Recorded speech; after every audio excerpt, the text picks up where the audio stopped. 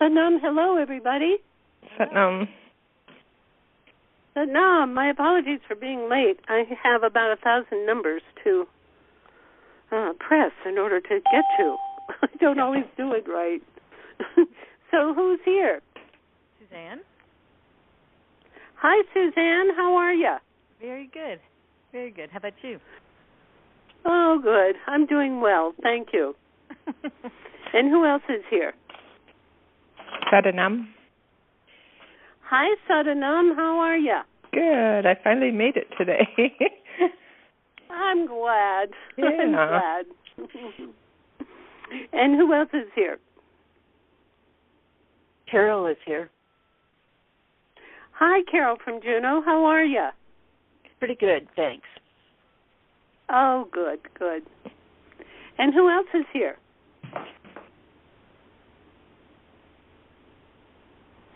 Carol, did you get that new job? No. Oh, crumb. Well, we're going to do heart breath for you. See where you're headed. Everybody do heart breath for Carol.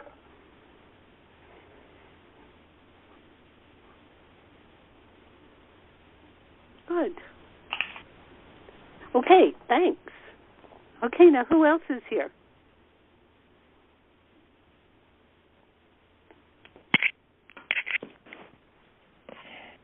Is that all that's here? It's a quiet When I morning. got on, the ladies... Huh? The lady said there were 7. So, hello, who just came on? Lady. Taiwan. Okay. And who else is here? Besides the Taiwan? Yeah. Huh? Hello. Oh, Makadam, you're here? Yes, ma'am. Oh, wonderful. It's so good to have you, dear. Usually she's working, so she can't make it, but today she's under the weather, so here she is. Good. Thank you for announcing yourself. And who else is here? Rahmani and Tamara. Ah, good. Good to have you, dear ones. Thank you. Good to be here. And who else is here? Satnam, this is Margot in LA. Oh, hi, Margot in LA. How you doing? Great, thank you. How are you? Oh, good. Thank you. Thank you. Good. And who else is here?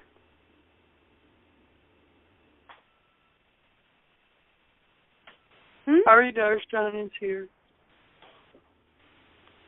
Say your name again, please, dear. Hari Darshan. Oh, Hari Darshan. You're from the East Coast? Yes, I believe I do. On the East Coast? No, she's with Tomas and Rahmane. She was Paula a month ago. Oh, I'm still Paula. Okay. Okay, Haridas, we are happy to have you. I'm sorry, my memory for names is not always the best, to say the least. You're not the only one. Yeah. And so who else is here? Ranjit. Oh, hi, Ranjit. Hey. Glad to have you, dear. Thank you. Nice to be here. Yeah. And who else is here? Well, I think we're going to get started. Okay, so please sit straight. That beautiful spine is straight. Oh, he's saying... No, it's Guru Ramdas who's saying, if you only knew what your spine was. He says, your spine is your trunk line to heaven. That's what he calls it. And it is, he calls it the Glastonbury. I had totally forgot about that. Glastonbury is a sacred place in England, I believe, where there were so many rituals. And so he says, yes, it is a vortex, a main vortex with many smaller ones. He says, that's what your spine is. Don't forget, and treat it nicely, he says.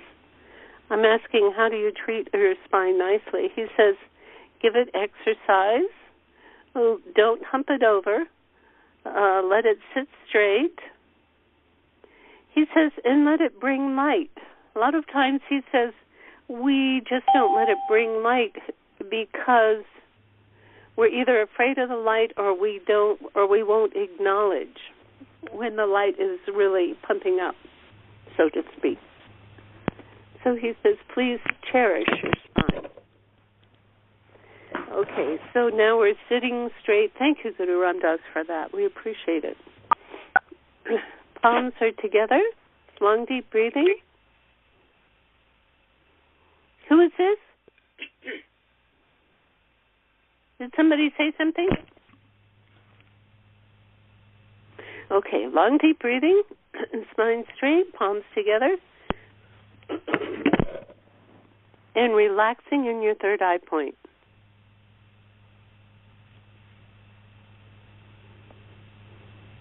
That's it, relaxing in your third eye point. He says, you have so many doorways, so many openings, so many switches within your body to your consciousness. He says, if you only knew, what, he goes to a hybrid Christmas tree, full of lights on many layers. That's it. Keep up the long, deep breath. Relax into your third eye.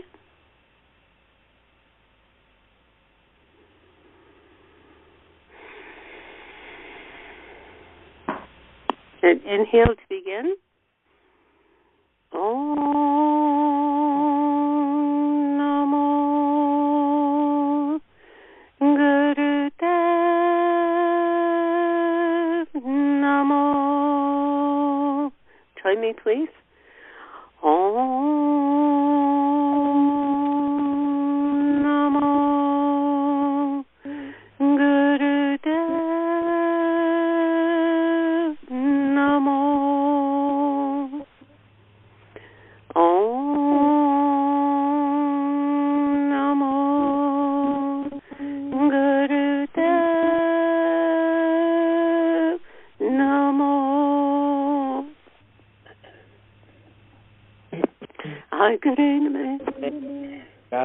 Chugakare name, Sakare name, Siri Gurudev name, Akare name, Chugakare name, Sakare name, Siri Gurudev name, Akare name, Chugakare name, Sakare name, Siri Gurudev name, Akare name, Chugakare name, Sakare name, Siri Gurudev name. Long deep breath.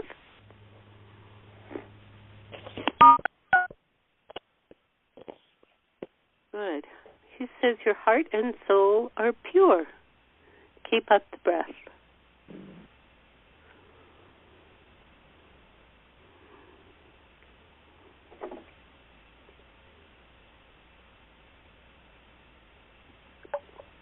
And now on the exhale, feel as though your exhale is coming out through the heart center.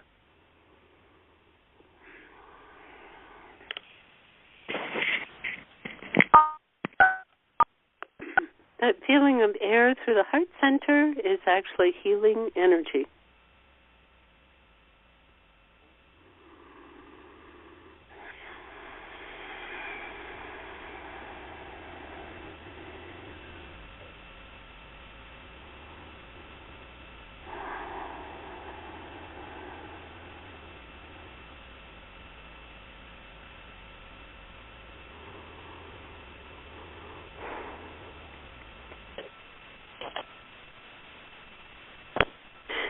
He's saying, keep doing heart breath until your hair stands on end.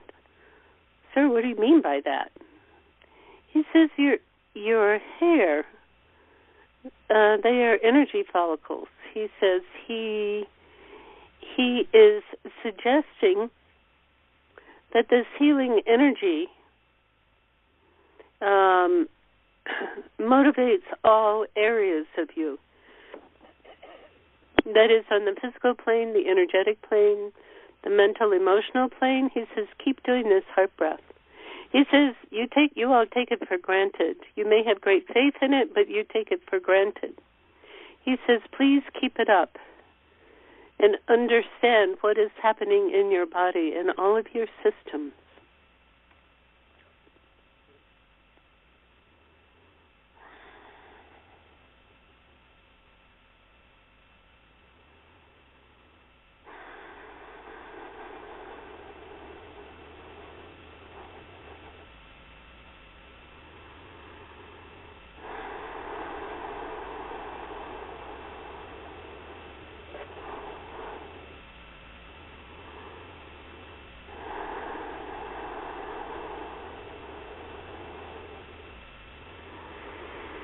Good. And now please send this beautiful healing energy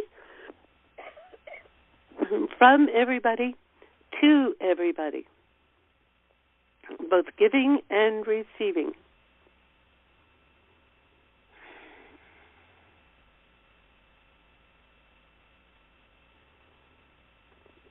The perfectly balanced flow, giving and receiving this beautiful heart breath energy.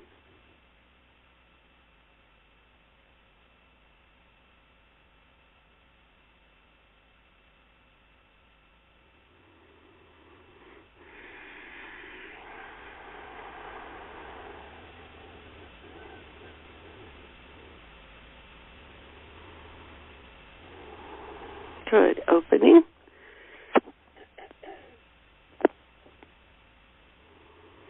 And understanding that this is very powerful energy, especially when you put it all together like this. He says, please, please, oh please. He says, send it to the Mideast.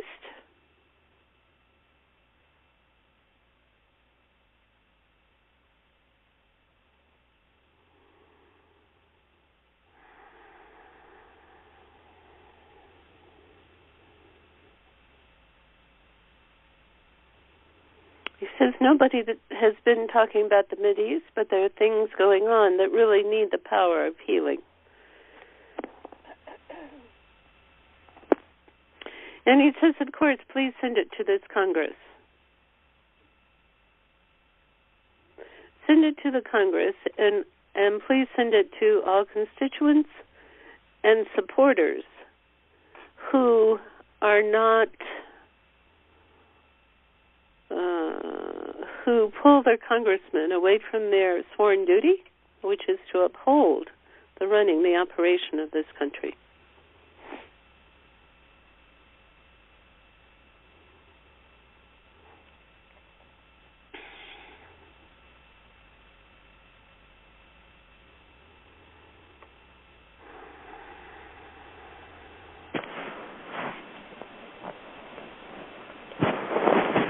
He says, allow yourselves, he says, both jointly and individually, to be the lights, the gathering points of wisdom in this country.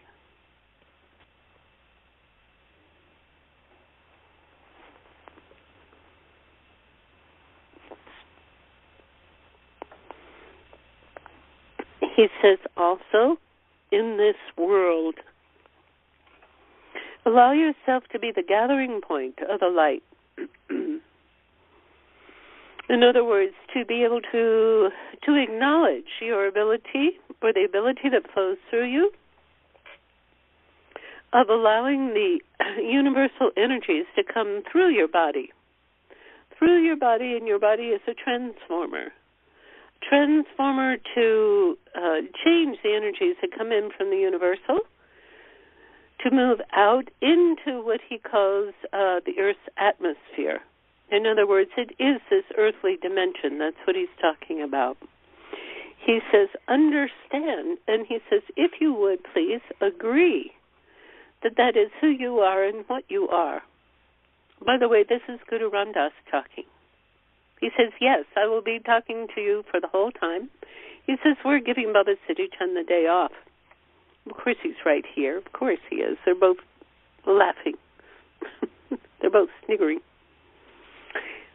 so to speak. Okay, keep up the breath.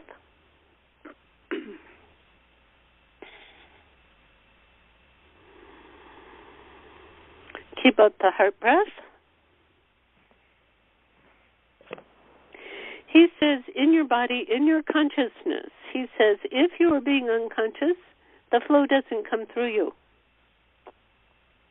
You said this universal healing flow does not come through you. He says, that's one reason why it's so very important to do your morning sadhana, which is your spiritual practice, your daily spiritual practice, so that you can handle this over what might otherwise be overwhelming, which you would think of as electric energy. It's more than electric, he says. It has the power of creation.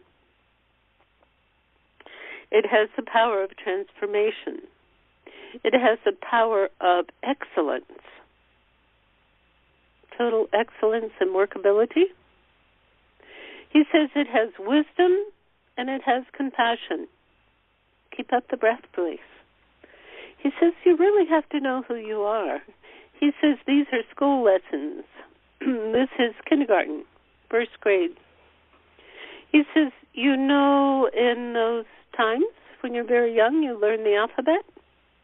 He says that's what you're learning now. He says you're learning the alphabet of human energy. Keep up the breath and really feel the energy moving through you.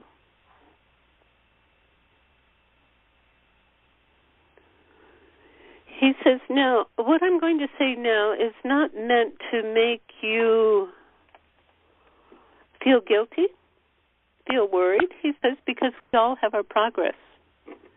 He says that's in the cards, so to speak, the karma cards.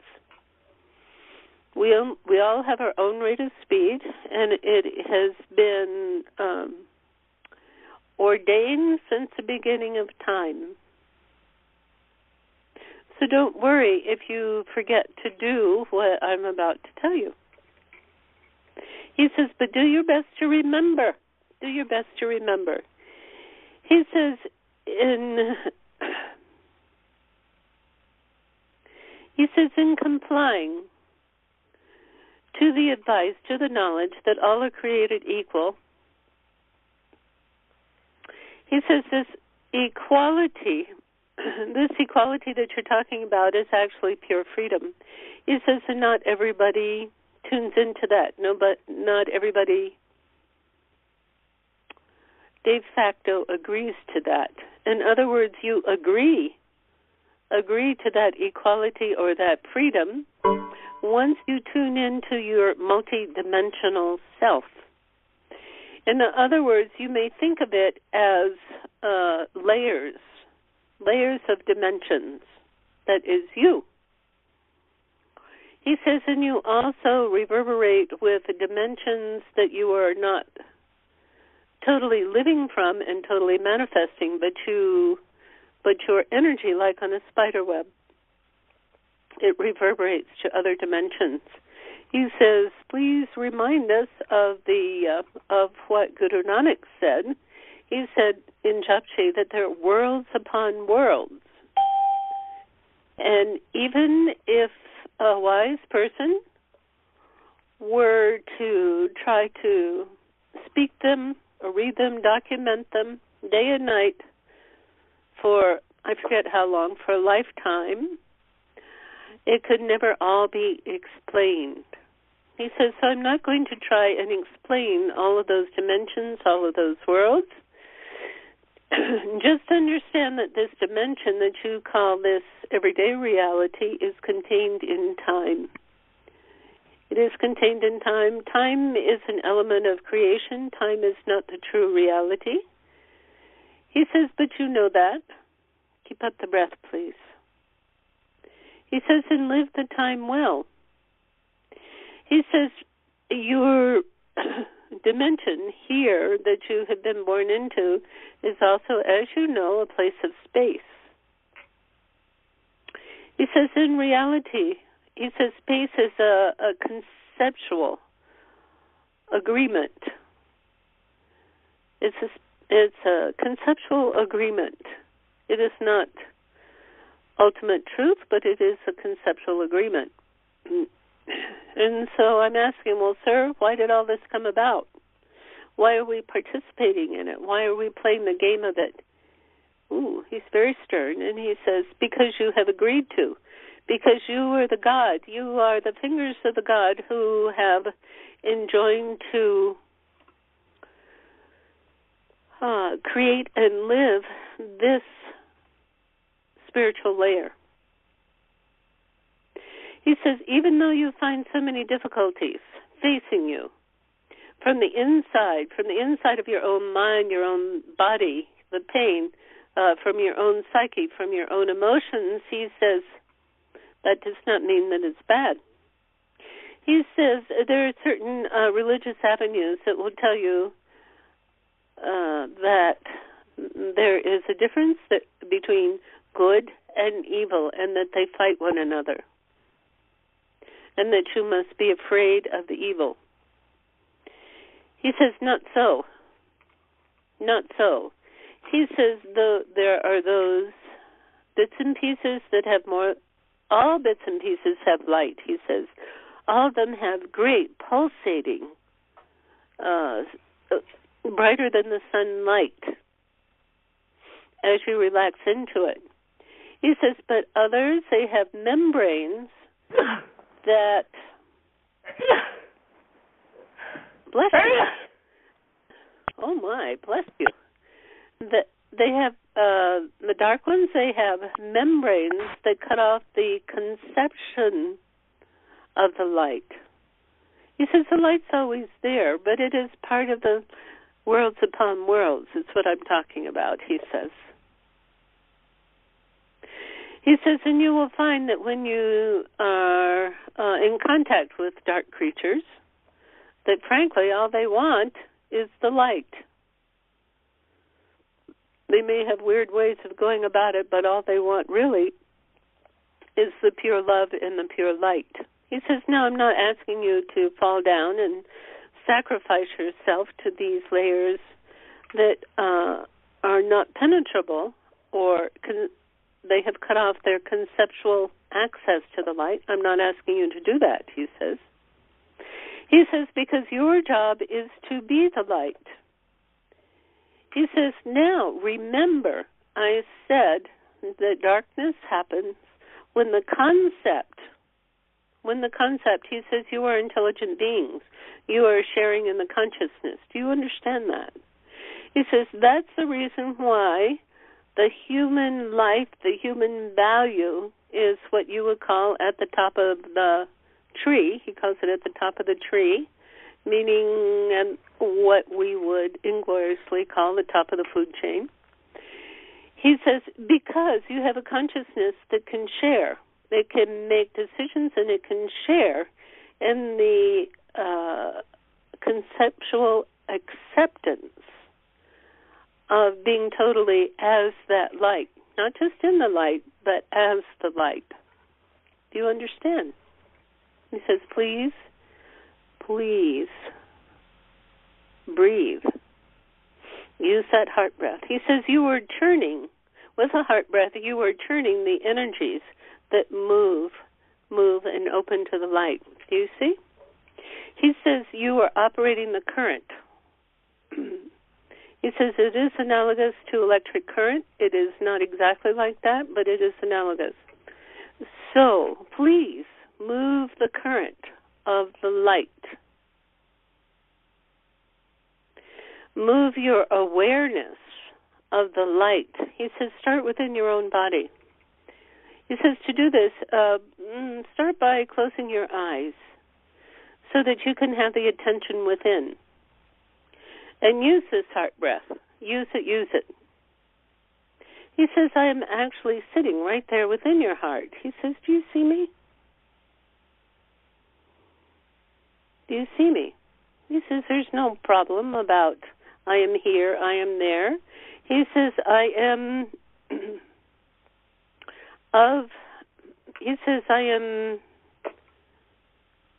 I'm trying to figure this out, what he's saying. I am, what you might say, dimensionless, so that the perception of singularity, of individuality can be used, but I am not limited to it. Do you understand? He says, frankly, you are in the same situation, but the conceptual framework is that you live only in one dimension. He says, now I'm not going to teach you to bilocate, and that's sort of trickery. I'm not going to teach you that. He says, it's not a hard substance. That would take a little while, a little learning, a lot of bumps along the way, but he says, but what for? This is that's just tomfoolery, he calls it. He says, what I am attempting to do is to teach you to live as the multi-dimensional rod of consciousness, he calls it. He says this is not beyond human. He says this is the core of fully human. And I'm asking him, but sir, why would we need to know that? Why can't we just be satisfied with doing our best in these little lives that we have here? He's being very patient with me. He's saying that is because, he says, that is because your consciousness rules the universe. And to the extent that we get myopic, that we ride on difficult emotions, that we blame ourselves, that we blame others, that we feel intrinsically poor in so many ways. Being poor means feeling not loved, not effective, feeling a lack of worth, not having enough money, not enough self-esteem or esteem from the outside world, not having our dreams come true. He says this poorness, he says it diminishes you. It squeezes down the power of who you are. He says you must understand, my dears, that you, all of you who are on this phone call or who listen to it, have come to a certain vibrational quality where this information is ideal for you.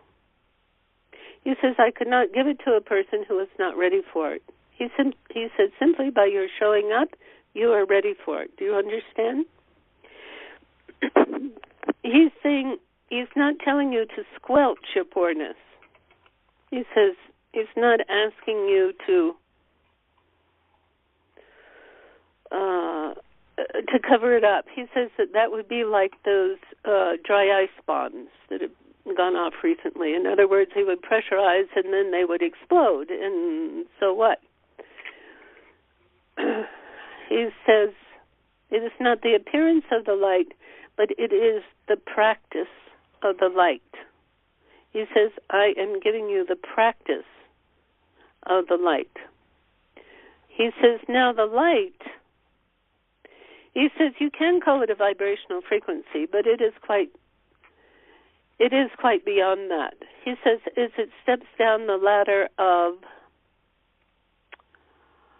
creation, he's showing me the chart of elements. You know, some of them are quite dense, and some of them are quite, I don't know what you call it, non-dense. He says, so he's saying that the light would be, just for comparison's sake, would be the most dense, just as the sun is dense. It is pure light, but it is dense material that is the progenitor, the source of what you might call the vibrational frequencies that are, as they are stepped down in frequency, then they create this creation. He says it is all comprised of consciousness. He says your consciousness is basically what you know is story-based. It exists in time and space. You know, first this happened, then this happened, then this happened. He says there is no time or there is no space at the source.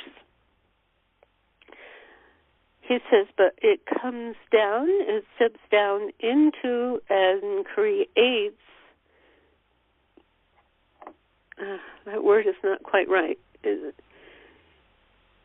it? It becomes what we know as creation.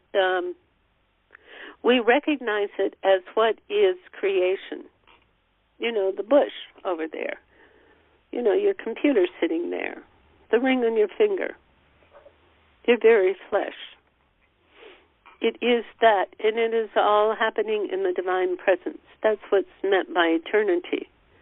But in our conscious realm, we see it as existing as in the format of time and space.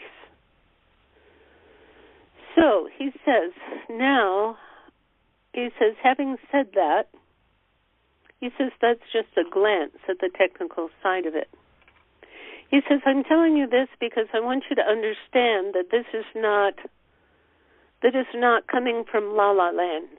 It is not coming from some sort of, whoopee-doo dream. He says this is the reality. This is the physics. He's just giving a little pointer to the physics of what happens.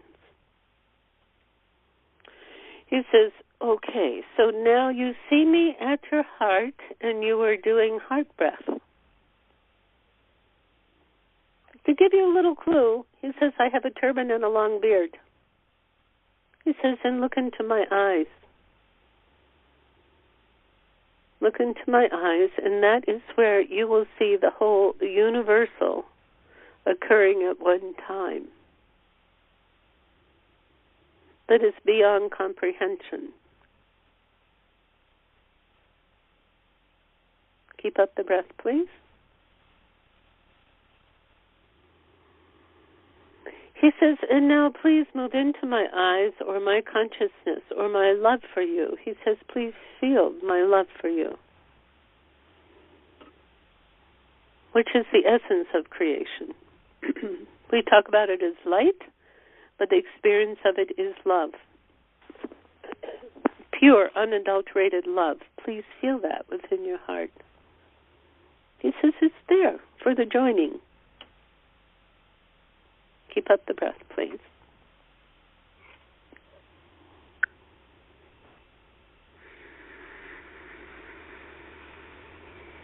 And let it grow.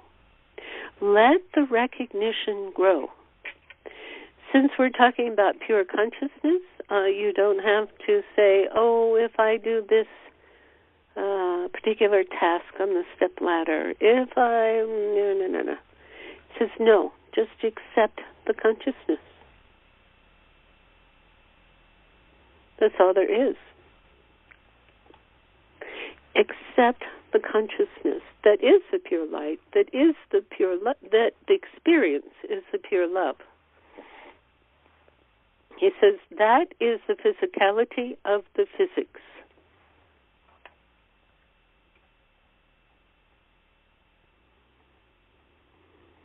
Keep up, keep up.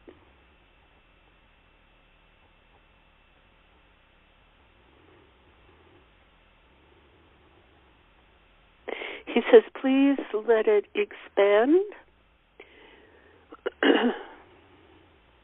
He says this process of expanding, he says, is similar to what you experienced as giving and receiving both at the same time. As we started with the heart breath. Do you remember that? It is an experience of both expanding, which is an outward expression, and receiving. It is a constant flow, a constant, undifferentiated flow of the light, of the consciousness, of the experience of love. He says, now don't be afraid. You can hold my hand if you feel at all afraid or if you just want to. He says, you can let me hug you. He said it is the most intimate of experiences, the very most intimate. Keep up the breath, please.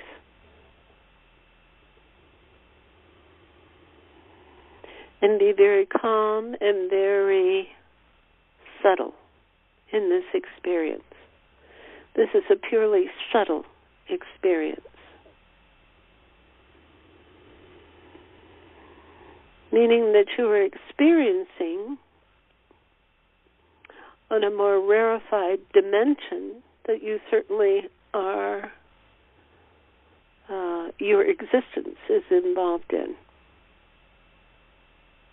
Keep up the breath.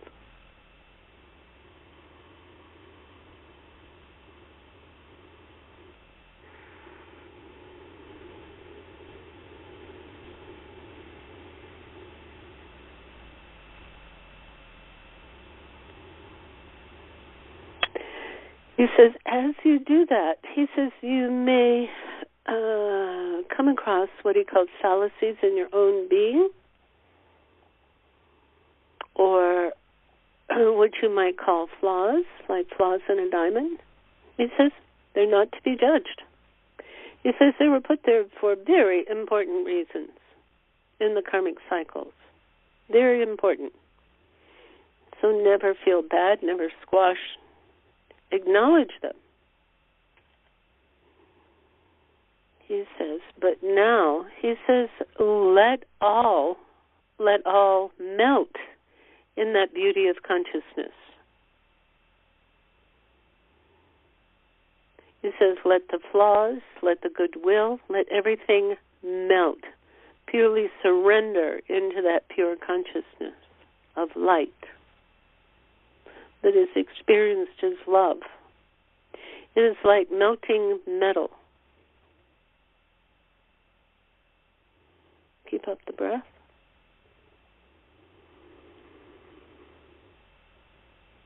Let it be. Let it transform.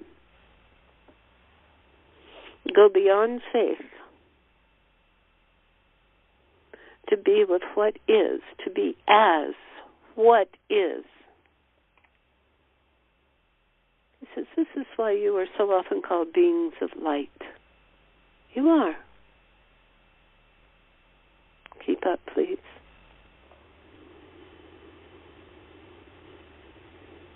He says, let those amazing conceptual drawbacks, he says, let them open up. Let them ripen and open up so that they may become freed.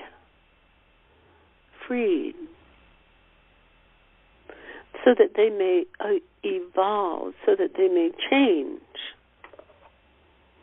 come into full maturity. So the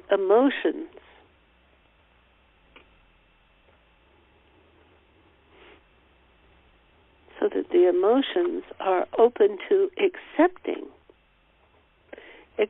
what you need rather than fighting. Let that equalization take place.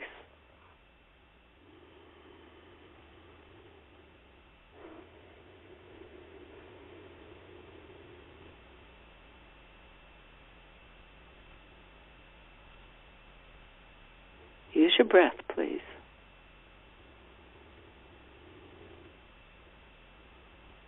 And as you do this, begin to see what happens, how it grows. He says, feel the maturity, the evolution, and what do you see? Do you see flowers blooming now? Flowers that could never have occurred unless those seeds that we have called flaws had been implanted in you.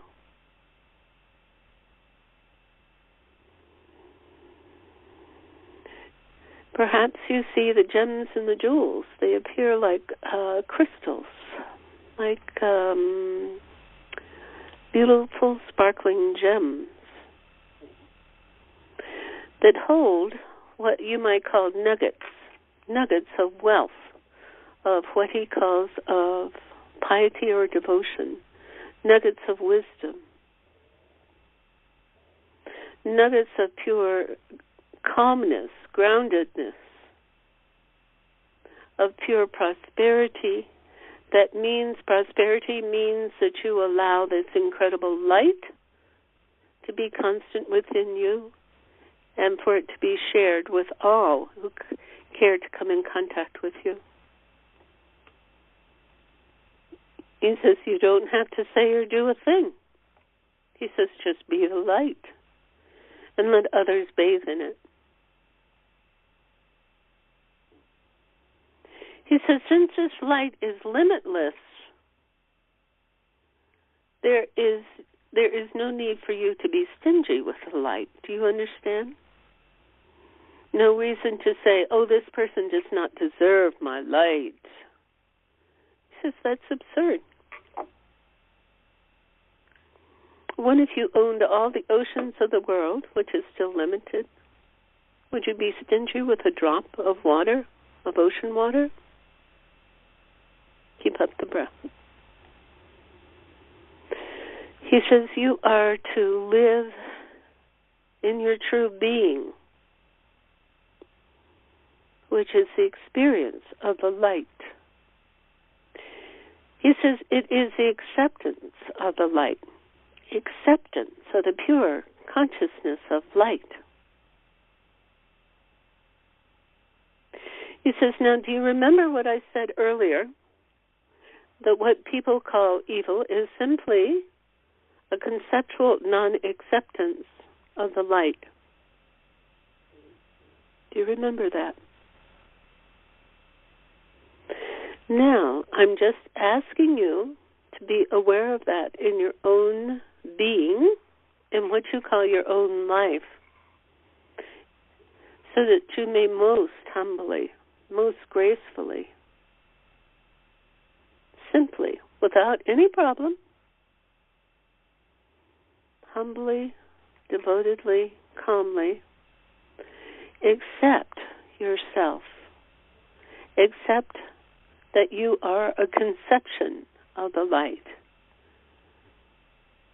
That you are a monumental and momentous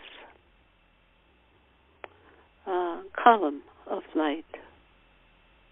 Being of the universal. Keep up the breath. Know who you are. Know who you are. And never give it up. Never give it up. If you are tired or frustrated with somebody, maybe you don't get along with your tech support people. I'm not talking about Atman Khanum. She's quite the opposite. But you know how frustrating it is. He says, never miss a chance. Never withhold the light. That is your purpose for being. Do you understand?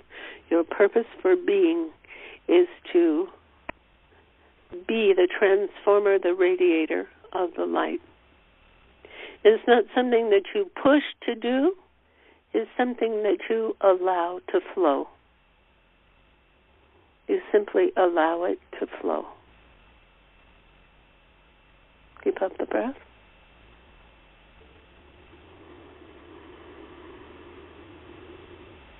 This is who you are.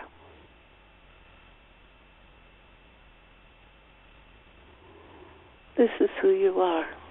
He says, and now, my dear ones, I am truly going to ask that you share your experience with one another. He says, that is how you bring this experience into what you call this totality of the present, this accepting by the psyche as you share it. Okay. I am pulling you to share this experience. Okay, who can step forward?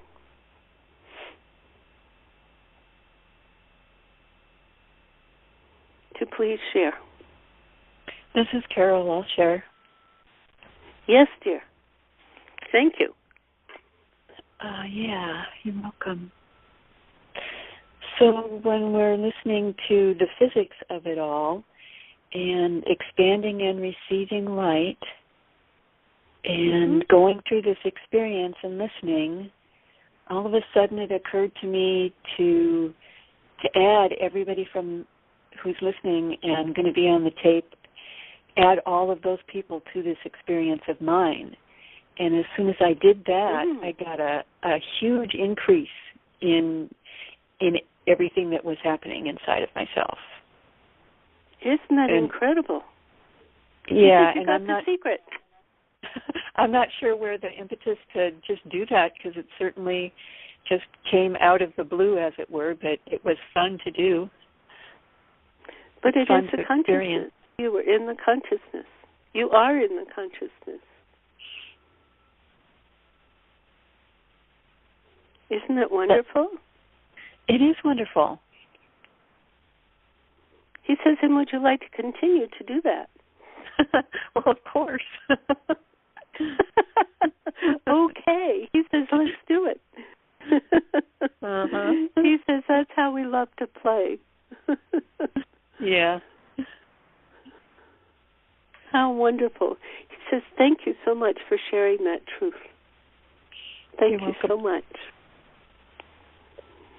And who else can share? I think I can share again. It's Suzanne. Siri Gian? Oh, yes, dear. Yes. Tomas asked me to share a poem that he wrote. Okay, now wait a minute. Was Suzanne on? That's okay. Tomas. Suzanne, were you speaking, or was it only Rachmani? It was Suzanne as well, but Rachmani can go first. Okay, I just want to put you in the line there. Okay, Rachmani, go ahead. Thanks, Suzanne. Yeah. So this is Tomas's rendering of the words that were attributed to Yeshua from John, that were translated as I am the light of the world. And Tomas entitles his poem, Benign Design Ignited Mind. Benign Design Ignited Mind. Contact with true teachings moves us to see each being anew and sacrifice facts for direct access. Matter is gravitationally attracted light, and when we detect our actual radiance, then we have elected to remain awake. Being bright is the basis of our life, and sages aptly engage us in the happy discovery of our lustrous nature. Oh, my goodness. It's amazing to me how Tomas always has poems that are so perfect for each one of these sessions. Tomas, you evidently live in that condition. Thank you so much for sharing it, dear. Thank you so much. Okay. Suzanne, while we savor that, we're going on to Suzanne.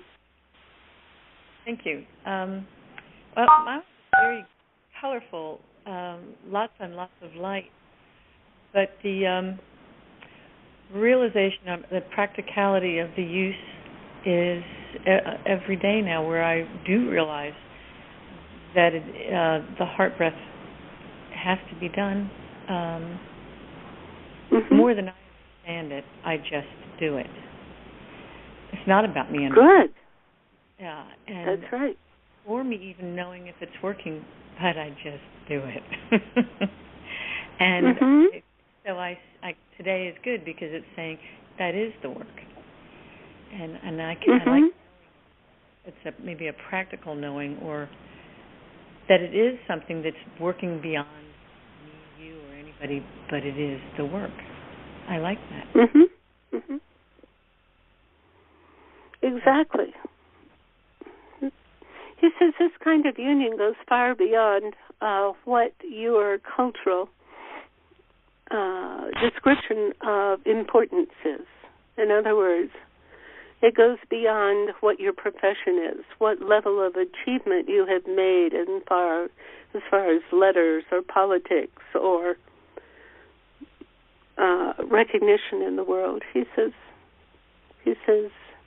those are pathways given to you to work through your karmas.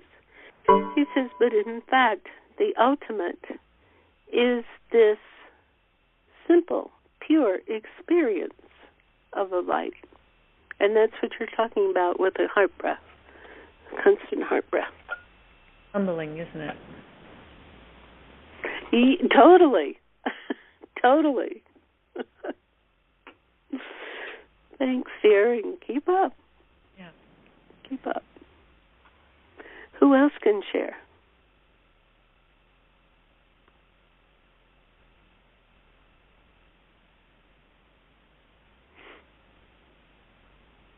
Okay, Sadanam? Are you with us still? I'm having a little bit difficulty hearing. It's kind of breaking up. Oh, I'm sorry. There. Okay, that's good. I feel like I have a question for Guru Ram Dass, but I don't know exactly how to ask it. There's a beautiful space, that he opens up, and very expansive and just sweet, a sweet space. That's definitely him. But the question I'm having, and again, I don't know how to ask this, so I'll just present the two concepts, and maybe is like as we have these experiences of ourself as light, and even beyond that, who we are, as we have these profound experiences, and then it's almost like we fall unconscious and come back to this experience, this vibration here, and this is almost like a flipping, almost like turning off and on a switch. So the question is the switch part, how does that become less of a switch and, like flipping off and on a switch, is there a question and more there? of a constant reality? Yeah. He says that is a perfect question. He says, hold on just a second. Excuse me, I had to sneeze. He says that's why you do your daily sadhana, your daily spiritual practice. He says because what you're doing is you are, it's like working out in a gym. He says you cannot do certain tasks with your body unless you have enough muscle mass to do it. Do you see what I'm saying? He says the same thing is true here. What you are doing is you are having a, for lack of a better word, a spiritual workout.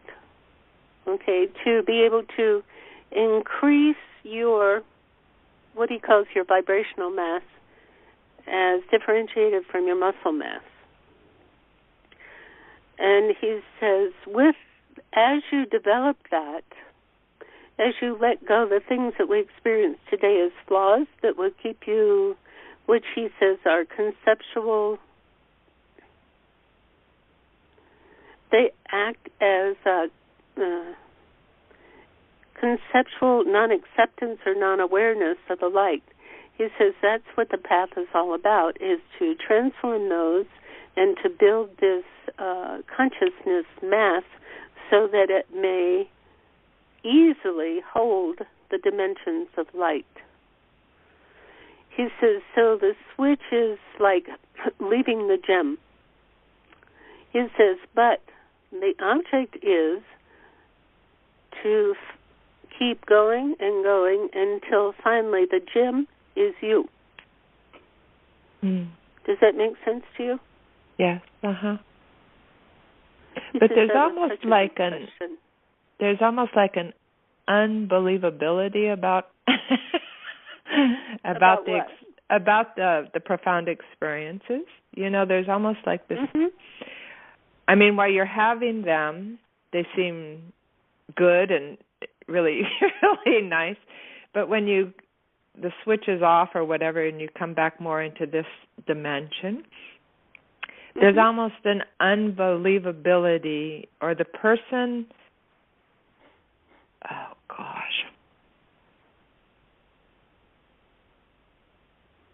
It's almost like there's two of you, and the person that's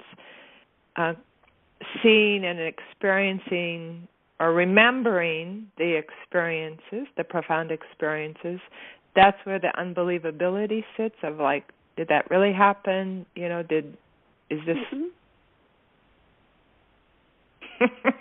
Right. He says it's like getting to know a lover. He says when you first meet someone that you like, or that you love, you swoon, okay? Mm. And that's enjoyable. And then as the relationship continues, then you're not so sure that you trust this person, this love, to continue like that. And then that's where the testing comes in. You know what I mean? Mm-hmm. Well, you didn't do this for me. Well, you didn't carry out that. And there's a testing in your consciousness because you can't believe that person, if you just relaxed, would be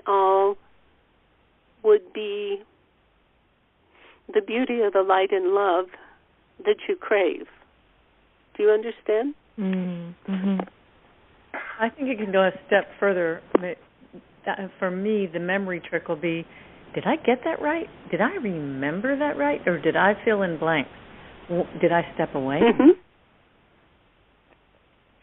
He says, right, Suzanne, so that as you experience this over and over and for longer and longer periods of time, then what I call the everyday self, it finally says, well, maybe there's something to this. Maybe we can sort of live in both dimensions, because that other dimension certainly feels better and it certainly carries me through much more smoothly without having to fight than if I just do it myself and have cut off the consciousness.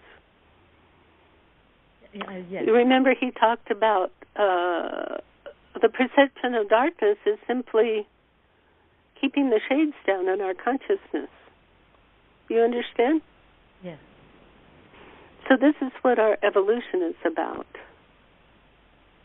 Does that make sense to anybody? Yeah, I think so. Yes. Okay, does anybody have any questions about that? Anything to add or Siri Gian? Whatever. Yes. This is Rahmane, and I just want to share in that one of the things that really makes a huge difference for me every day is if I tune into a Sangha, a community, a circle of enlightened beings, both in the body and those beyond the body. And so then I don't feel like it's just me doing this. I'm part of this evolution, and yogically we call it the golden chain. And in Buddhism, I'm thinking about a friend of mine, Rick, who may be listening in or may listen in.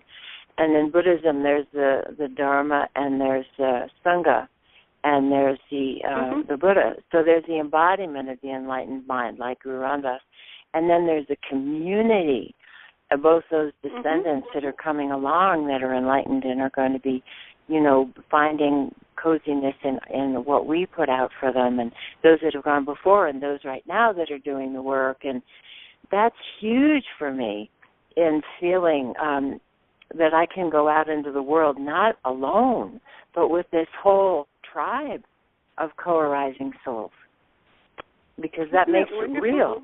Yeah.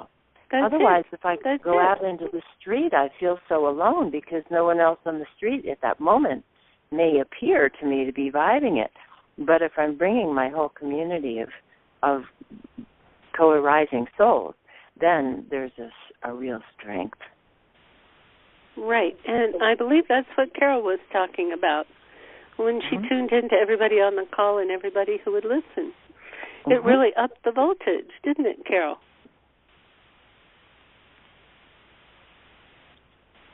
Okay. Yes, certainly. Yeah. And then as you are not, when you know that your awareness is simply to, by the way, that awareness comes in absolute humility. That's the reason why humility is such an important part, an essential part in the attitude of gratitude, in devotion, the devotion of the bhakti, are so important in letting go that switch that Sadhanam was talking about. All of those are so important. But we're here. I mean, this sounds like a platitude, but we are here to be the light and to allow it to flow no matter what. No matter how mean somebody might be to me or what terrible things they may perpetrate or so on. But to be the light. You see, it doesn't mean that we don't get sad or we don't get happy or any of that. It just simply means to be present and to allow that light to flow in us, through us, from us, just to live that light. And that experience then makes it, as we blithely say, it raises the vibration of our world. But you can understand how it's sort of,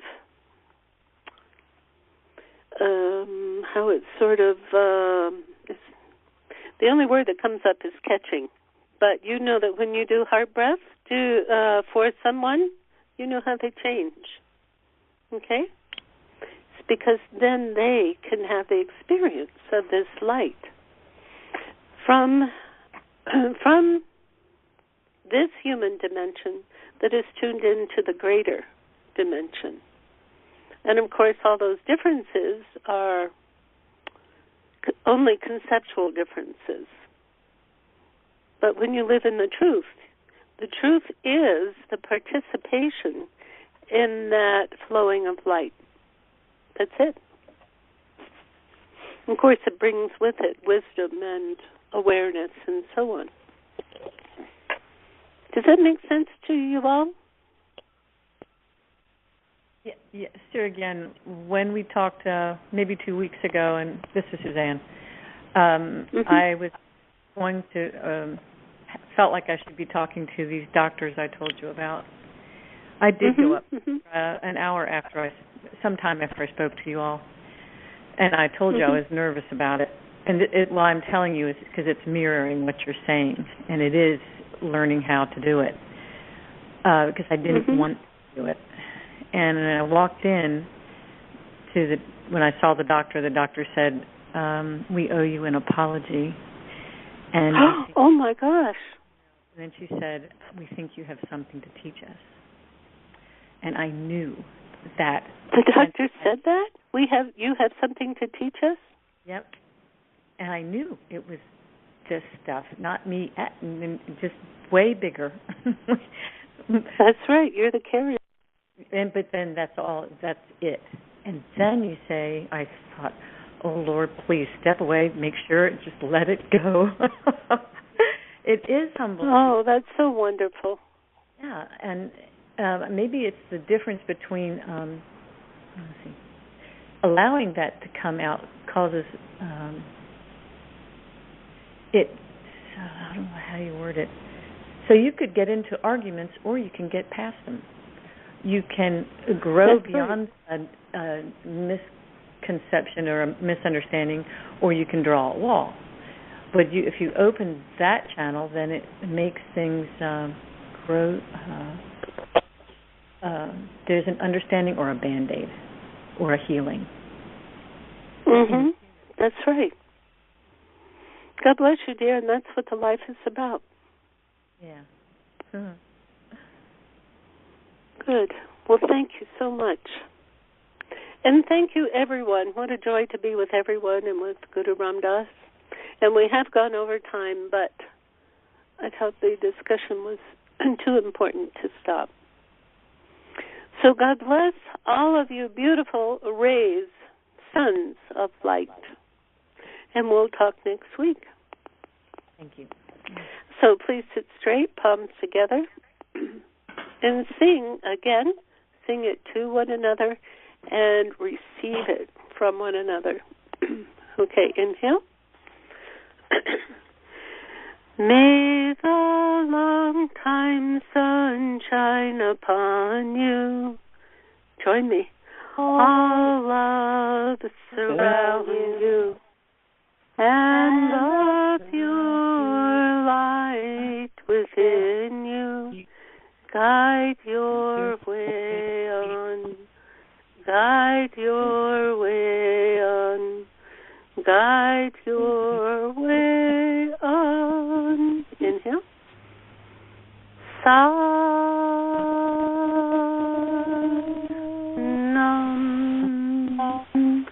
And bow, please, to the holiness that is you.